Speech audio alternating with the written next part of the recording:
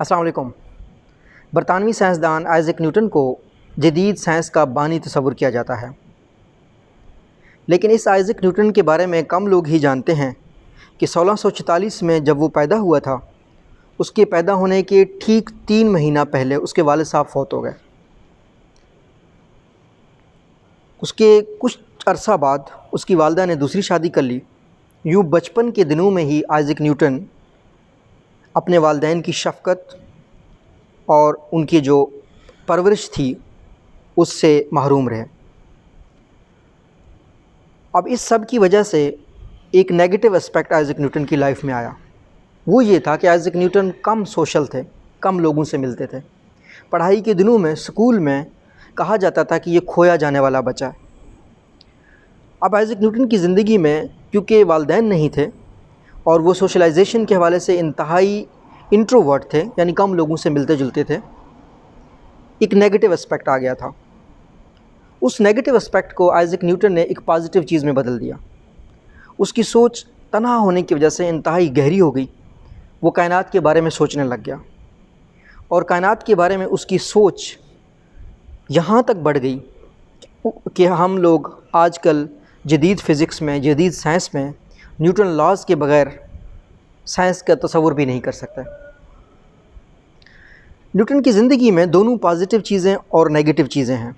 اس کی زندگی میں نیگیٹو چیزیں آئیں کہ اس نے والدین کی شفقت اور پرورش کو کھویا، لیکن اس کے ساتھ اس کی زندگی میں اس چیز کے ساتھ ایک پازیٹیو چیز بھی آئی، اور وہ تھی کائنات کے بارے میں غور و فکر کرنا۔ یہ کائنات کا ایک قانون ہے۔ اگر آپ کے ساتھ برا وقت گزر رہا ہے، آپ کے حالات اچھے نہیں جا رہے، آپ کے اگر والدین کسی بھی وجہ سے فوت ہو گئے ہیں، اس دنیا میں نہیں ہیں، آپ کو کسی آرگنائزیشن سے، کسی پرسن سے کوئی سپورٹ چاہیے تھی، وہ سپورٹ نہیں ملی، تو اس کا مطلب ہے کہ آپ کا ایک اور پازیٹیو سائڈ میں آپ اس چیز کو اپنی فائدہ میں بدل سکتے ہیں۔ مشکلات ہمیشہ ایک نئی اپرچونٹی آپ کے لیے لے آتے ہیں، اور وہ اپرچونٹی آپ کے لیے ایک کمپلیٹ نئی دنیا بھی ہو سکتی ہے۔ تو یہ جو کائنات کا قانون ہے، اس کو آئزیک نیوٹن نے ایک پازیٹیو چیز کو اس حد تک پازیٹیوٹی میں لے آیا کہ فطرت کا قانون اس سے ہم ایکسٹریکٹ کر سکتے ہیں۔ یہی مثال گاندھی کی ہے۔ گاندھی کو اگر دیکھا جائے تو گاندھی کے انیشیل ڈیز میں وہ لمبے سینٹنسز نہیں بول پاتا تھا۔ ان کو بیماری یہ تھی، ایک طریقے سے ان کی یہ معذوری تھی کہ وہ ایک ساتھ 2 سے 3 سینٹنسز نہیں بول سکتے تھے، لیکن اس چیز کو مہاتما گاندھی نے کنورٹ کر دیا پریسائز جملوں کے ساتھ۔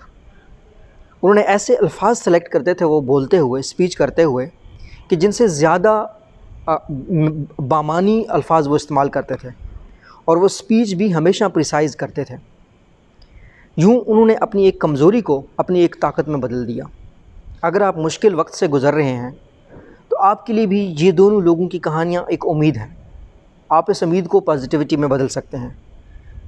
اگر آپ کے آس پاس کوئی شخص مایوسی میں ہے اور اس کی زندگی میں کچھ نیگیٹو حالات ہیں، آپ ان کے ساتھ یہ باتیں شیئر کریں، یہ سٹوریز شیئر کریں ان کی لائف کے، اور مجھے یقین ہے کہ آپ ان زندگیوں سے یہ سیکھ سکتے ہیں، کیونکہ قرآن پاک میں اللہ پاک فرماتا ہے کہ کسی بھی انسان کے اوپر اس کی برداشت سے زیادہ کا بوجھ نہیں ڈالا جاتا۔ کبھی کبھی مشکلات آتی ہیں انسان کو صحیح راستے پہ لے جانے کے لیے۔ مجھے یقین ہے آپ کو یہ ویڈیو اچھی لگی۔ شکریہ۔